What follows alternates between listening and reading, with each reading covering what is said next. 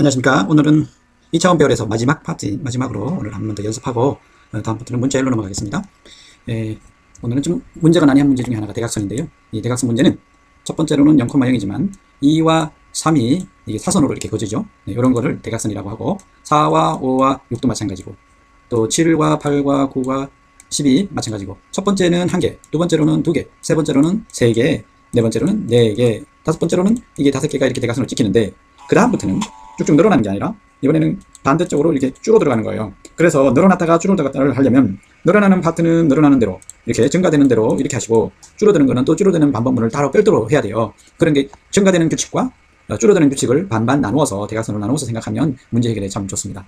그래서 이 수는 1부터 25까지 점점 증가하기 때문에 뭐 변수를 하나 줘서 한 개씩 증가하면 되지만 위치값은 내가 i와 j에 대한 이야기로 배열 위치를 잘 정해야 그 내용을 출력할 수 있어요. 그러면 한번 그 2차원 배열을 소스로 한번 참고해 볼까요?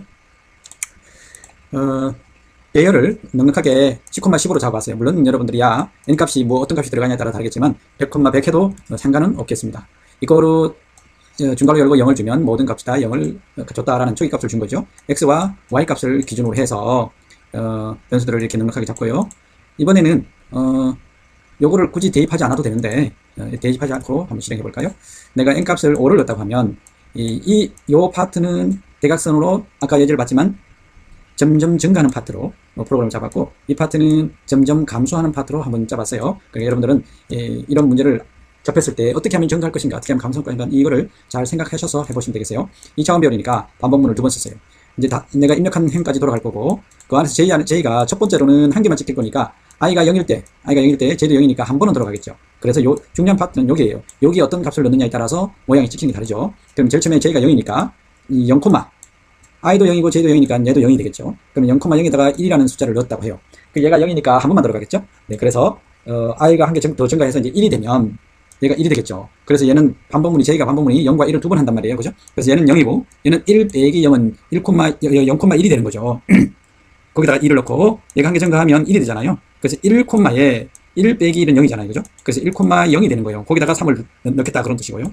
한 개 더 증가하면 얘가 2가 되면 얘는 j는 0이니까 0, 1, 2 이렇게 세 번 들어간단 말이에요. 그래서 얘는 0,2 빼기 0은 2잖아요. 그 0,2 자리에다가 4를 넣고 한 개 증가하면 1이 되잖아요. 1,2 빼기 1은 1이 되잖아요. 1,1에다가 5를 넣고 한 개 더 증가하면 얘가 2가 돼요. 그래서 2 빼기 2는 0이 되는 거예요. 2,0에 얘는 6이 들어가는 거예요. 이런 식으로 얘가 하나일 때 얘는 만족할 때까지 돌아가는 거예요. 얘가 둘일 때는 2번 들어가고 얘가 세일 때는 3번 돌아가서 여기 위치 값을 대각선으로 넣게 되는 거예요. 이번에는 점점 감소하는 부분을 볼게요. 얘가 0부터 시작했는데 왜 얘는 1부터 시작했냐면 그 첫 번째 행에는 얘가 값을 다 5개를 다 채웠기 때문에 얘는 두 번째 행부터 시작을 하게 될 거예요. 이따 예제를 다시 한번 보고 설명해 드릴게요. 얘가 두 번째 행부터 시작해서 j가 값을 주면 1행이 얘가 1이 왔으니까 1행이 되겠죠. 1행에다가 얘는 n까지 들어가는 거예요. 그러면 얘보다는 위에 있는 것보다는 얘보다는 한 번 덜 찍히겠죠. 0으로 시작한 것보다 일부러 1로 시작하니까 한 번 덜 찍히겠죠. 그러니까 4번이 찍히는 거예요. n이 5를 넣었다면 4번만 찍히는 거예요.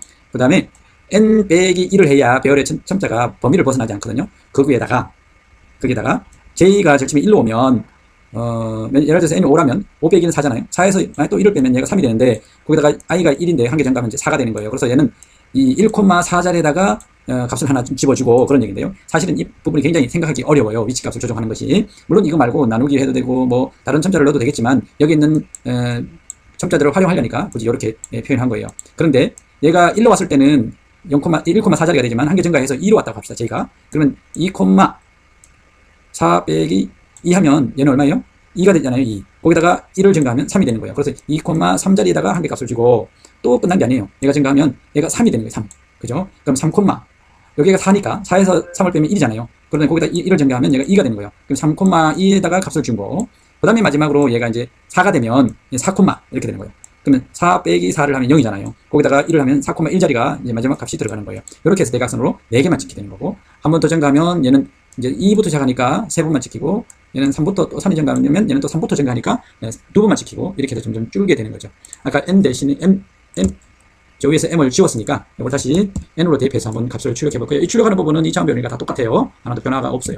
그럼 실행을 해보면 예를 들어서 5를 입력하면 대각선으로 1, 2, 3, 4, 5, 6, 그 다음에 7, 8, 9, 10, 그 다음에 11, 12, 13, 14 이렇게 15까지 대각선이 나왔잖아요. 그 다음에 16, 17, 18, 19는 4자리, 3자리, 2자리, 1자리 이런 식으로 나오게 됐는데 다른 더 큰 수를 한번 넣어볼게요. 내가 10이라는 수를 한번 넣어봅시다. 이래도 마찬가지 1부터 시작해서 대각선으로 46, 47, 48, 49, 50, 51, 52, 53, 54, 55 이런 식으로 나왔죠.